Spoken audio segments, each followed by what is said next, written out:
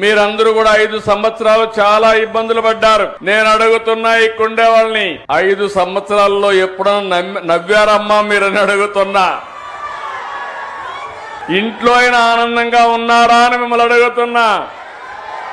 Road మీదకి వస్తే తిరిగి ఇంటికి పోతామని భరోసా మీకుందా అని అడుగుతున్నా.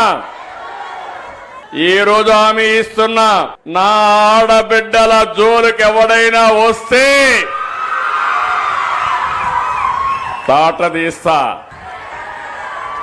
మీరు నిర్భయంగా ఉండొచ్చు. మీరు ఒకసారి గుర్తుపెట్టుకోవాలి, నాకు మీ మీద ఎక్కడా లేని అభిమానం ఇప్పుడు కాదు, 30 ఏళ్ల నుంచి ఇదే పని చేస్తున్నా.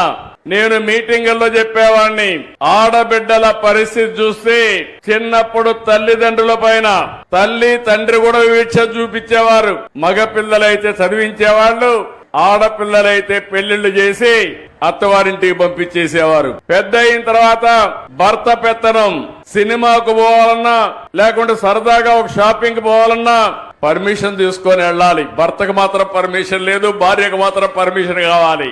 ఆ తర్వాత మీరు ఆలోచిస్తే మీ కడుపులో పుట్టిన మీ బిడ్డలు పెద్ద అయిన తర్వాత నీకేంది తెలియదులే, నువ్వు వంటింట్లో ఉండు అని చెప్పేవారు.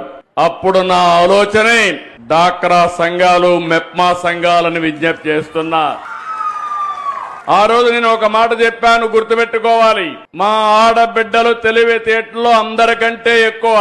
ఒక విధంగా చెప్పాలంటే ఈ రోజు మీరు ఆర్టీసీ బస్సుల్లో చూస్తున్నారు. నేను ఆ రోజు ఉద్యోగాల్లో కాలేజ్ సీట్లో రిజర్వేషన్లు పెట్టాను, 33% పెట్టాను. ఆర్టీసీ బస్సుల్లో కండక్టర్లు, డ్రైవర్లు కూడా రిజర్వేషన్లు పెట్టాను. నా ప్రయత్నం ఫలించింది. కండక్టర్లు మాత్రం వచ్చారు, డ్రైవర్లు మాత్రం రాలేదు. తొందరలో ఆర్టీసీలో డ్రైవర్లుగా కూడా మా ఆడబిడ్డలు వచ్చే పరిస్థితి వస్తుంది.